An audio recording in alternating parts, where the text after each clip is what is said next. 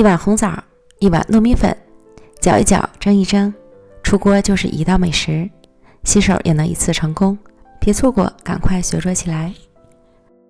碗中倒入30克红糖，加入150克热水，将红糖化开，再加入100克牛奶，搅匀，然后加入220克糯米粉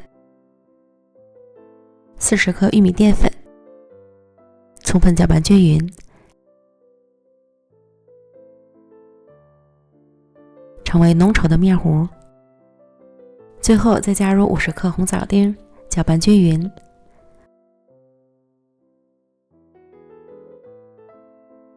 模具中铺好油脂，方便脱模，倒入糯米糊，表面再铺上1层红枣丁，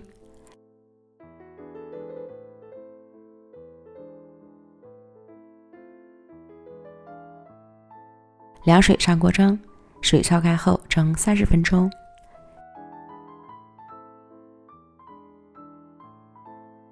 时间到，取出来直接涂抹冷却，防止底部潮湿。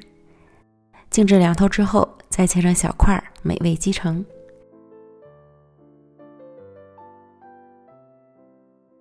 这样一道简单的红枣糯米糕就做好了，软软糯糯的，还筋道，红糖和红枣的香气十分浓郁，嚼在嘴里真是太香了，冷吃热吃都超赞。